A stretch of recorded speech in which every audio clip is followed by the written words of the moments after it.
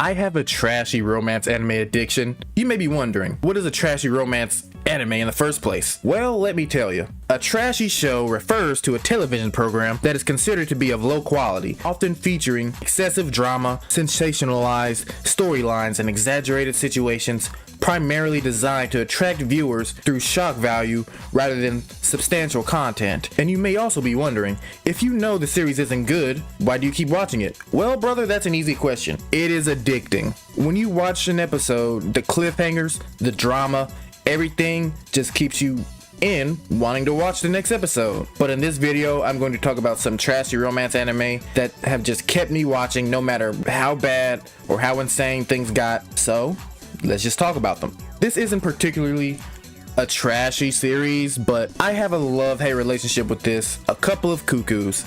Naki Umino is a 17-year-old high school student who learns that he is not the biological child of the family that raised him. On the way to his first meeting with his biological family, he meets Erika Amano, a popular internet celebrity who is trying to escape from an arranged marriage. Later, Nagi and Erika discover that the hospital had accidentally switched the two after their births, and their parents are now aiming to put them in an arranged marriage. So, they selfishly do not have to say goodbye to their children they raised after missing out of their respective childhoods. To facilitate this, they are made to live in a house owned by Erika's family, hoping the two will fall in love before graduation, but will respect their wishes to abandon the idea if nothing comes of it, and for the most part it doesn't. Nagi likes a girl named Hiro, so he doesn't really want to get close to Erika. He even aimed to be at the top of his class because Hiro said that she likes guys smarter than her.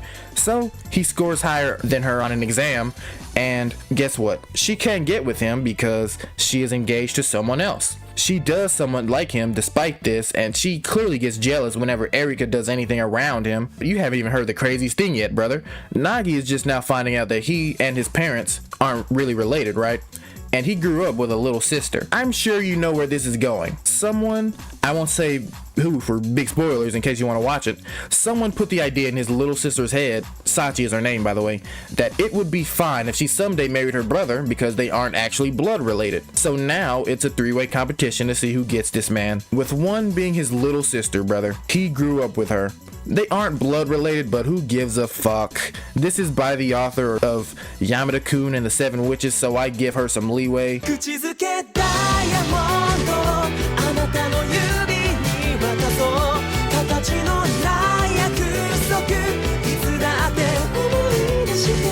But let's not go down that route, please, Yoshikawa.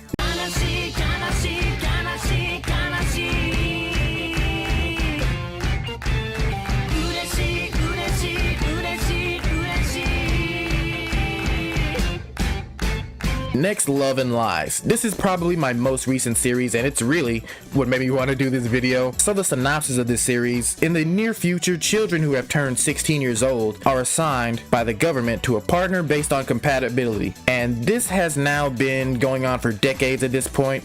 In order to increase the country's birth rate, those who do not marry their assigned partner suffer severe penalties. Yukari Nejima, our main character, finally confesses his love to his schoolmate and longtime crush Masaki, and discovers she has liked him back for all these years, and they share a kiss right before midnight. However, when midnight comes, right as he turns 16, he receives a message that he is assigned to another girl, Ririna Sanada. Ririna is not thrilled about being assigned, and neither was Yukari because he is in love with someone else after all. So, Ririna can tell that he isn't really into her, and eventually is very willing to let Yukari secretly meet and date Masaki so she can learn what being in love is really like. The story follows their lives as teens as they try to relate with one another while keeping up appearances with the government that match them together. It sounds messy as fuck, right? That's because it is. I'm not gonna talk about it in its entirety, but if you haven't watched it and you want to maybe go watch it, go do it. I told you about Yukari and Masaki. It's taboo for them to be together essentially because he is engaged to Ririna. Masaki and Ririna eventually become friends, partly because Ririna has grown up very sickly and she didn't really know how to interact with others, and even now, as the smartest girl in her school, everyone treats her badly out of jealousy, and she doesn't know how to respond to that. With Masaki, when she met Ririna, it was the first time she could openly talk about her feelings for Yukari because Ririna approached her about this fact, and they are engaged, so they both share thoughts about him. As time goes by, the love triangle fully unfolds. Ririna has been giving Masaki and Yukari their blessing to do stuff together, such as hang out and kiss all the time, and Masaki steadily tries to push Yukari away because of the taboo. She also knew a time that Yukari and Ririna would come to love each other because they were matched by the government after all, and I won't lie, Ririna blows Masaki out of the water in every way. I will not lie. She eventually comes to terms with her feelings and realizes that she loves Yukari as well.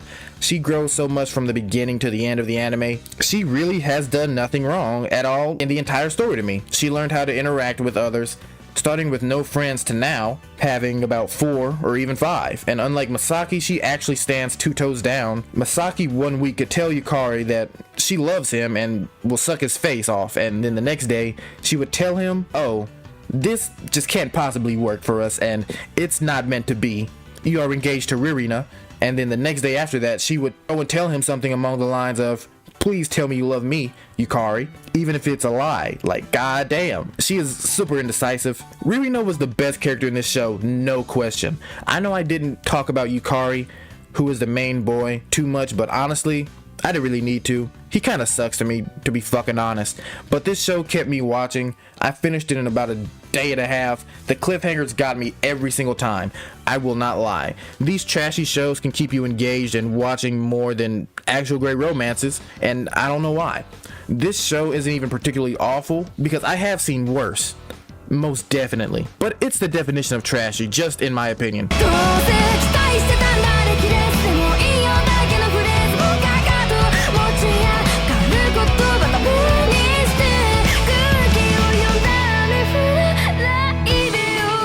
Next, domestic girlfriend. Everyone knows of this one. In their teenage years, few things can hurt people more than heartache that comes with unrequited love. Such is the case for Natsuo Fuji, who has found himself entranced by his high school teacher Hina. Deflated by his unreachable desire, Natsuo humors his friend and attends a mixer. There he meets Rui, a girl whose lack of excitement rivals that of himself.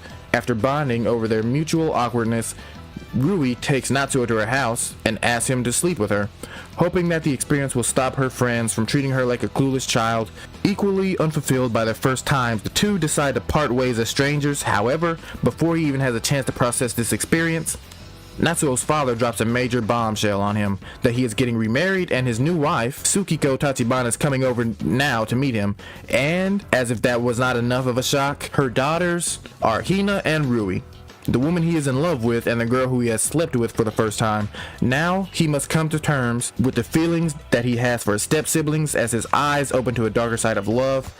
This series is pretty well known for the wrong reasons, and most people can agree that this is a trashy show, but it's a fucking entertaining read and watch. I finished the anime a while ago, but I just started reading the manga, and brother, I didn't think it could get even crazier, but dog, I won't spoil the manga, but Natsuo, I can't even blame him. It's on Hina. You fucking know better. They eventually start dating, right? And even do the devil's tango multiple times. But she is a teacher and he is a student. And her step-sibling. Being the older and more responsible person, it should be common sense that you just shouldn't do this, right? But nope. She thinks this is fine somewhat because she did the same thing. She started dating one of her old teachers when she was in school. I'm gonna be honest.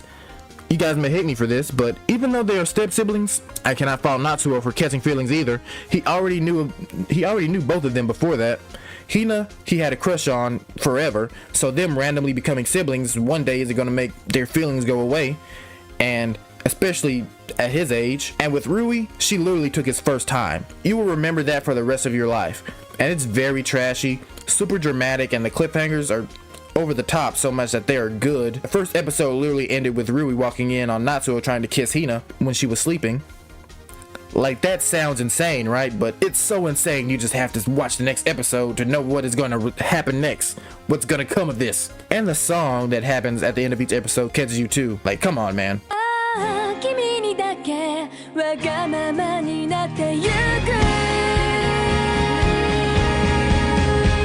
Alright, lastly, let's talk about school days. High school student Ito first notices Katona Katsura at the start of his second semester freshman year. Immediately he becomes entranced by her beauty, but his bashfulness doesn't allow him to approach her, even though they ride the same train every single day. Instead, he snaps a photo of her in secret and sets it as his cell phone's wallpaper, a charm that, if it is kept under wraps, it would supposedly help you realize your love. However, classmate Sekai Saionji spots the picture, but instead of ratting him out, she offers to help him get set up with her, going so far as befriending her just for him. Thus, the trio begins a rather impromptu friendship. School Days follows the lives of these three teenagers as they traverse the joys and hardships that come along with being a high schooler. In a story alive and brimming with romance and melancholy, the tale of these three students will linger in memory long after the momentous conclusion. I started this series really for the ending because I have heard the ending was absolutely insane, but for a while I thought to myself, this series really isn't delivering. But when the show picked up, it fucking picked up. Ito started off as a shy guy who liked Kotonoha, but as time progressed, he got more and more arrogant and became a huge jackass because he wanted intimacy with her, but she was new to the whole dating thing and relationships, so she wasn't really sure on how any of this worked, and she was uncomfortable doing all that stuff. So after this, he decides to start doing things with Saionji, that's the friend by the way, and they eventually start dating, leaving Kotonoha out to dry. And that's not bad enough. Eventually Saionji isn't enough for him, so he starts doing things with the girls in school. But he got Saionji pregnant, quote unquote, so the school girls stopped messing with him after finding this out, and then he finally took Kotonoha back, just like the shows I talked about before. Every episode leaves you wanting more. You need to know what happens next. But I think this anime doesn't have any positive points, honestly, except the ending.